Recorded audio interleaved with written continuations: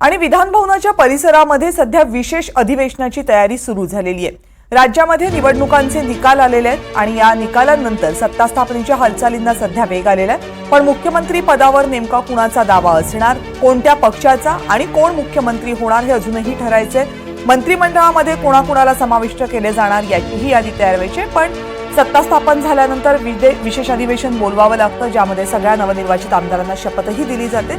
या सगळ्याची तयारी सध्या विधिमंडळाच्या परिसरामध्ये सुरू आहे, त्यामुळे हालचालींना वेग आला असल्याची माहिती मिळते। जुई जाधव याबाबत आपल्याला आणखी माहिती देतील। जुई, अगदीच कविता, आपण पाहतोय की विधानसभा निवडणुकीचे निकाल जाहीर झाले आहेत आणि या निकालादरम्यान महायुतीला स्पष्टपणे बहुमत मिळालं आहे आणि सरकारी महायुतीतच बसणार हे आता निश्चित झालेलं आहे।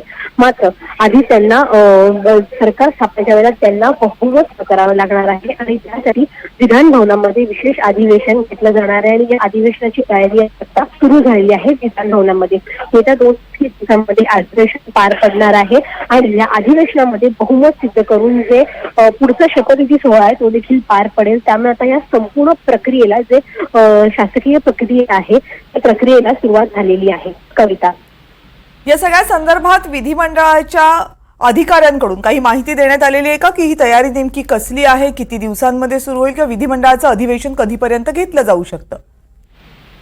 विधिमंडळाचं विशेष अधिवेशन कविता येत्या 2 ते 3 दिवसांमध्ये पार पडेल अशीच माहिती आपल्याला मिळते आणि या माहितीच्या आधारे जर आपण पाहिलं तर मग विधान भवन परिसरामध्ये देखील तयारीला सुरुवात झालेली आहे। काही प्रमाणामध्ये मंडप देखील घालण्यात आला आहे, म्हणजे पत्रकारांसाठी वार्तांकन करण्यासाठी जे विशेष जागा असते तिथे देखील सोय करण्यात आली, ते तयारीला सुरुवात झालेली आहे। त्यामुळे जो विशेष अधिवेशन आहे येत्या 2 ते 3 दिवसांमध्ये पार पडेल असं सांगितलं, त्याची तयारी विधान भवनामध्ये सुरू झालेली आहे। कविता, तर विधान भवन परिसरामध्ये विशेष अधिवेशनाची तयारी सुरू झालेली आहे, त्या दृष्टीनं काही बांधकामाचं साहित्य इथे येऊन पडलेलं आहे, मंडपाची तयारी सुरू झालेली आहे। विधान भवनाचं विशेष अधिवेशन घेतलं जातं निवडणुका झाल्यानंतर लगेचच आणि यामध्ये अनेक कायदेशीर प्रक्रिया असतात ज्या पूर्ण केल्या जातात। नवनिर्वाचित आमदारांना शपथही दिली जाते।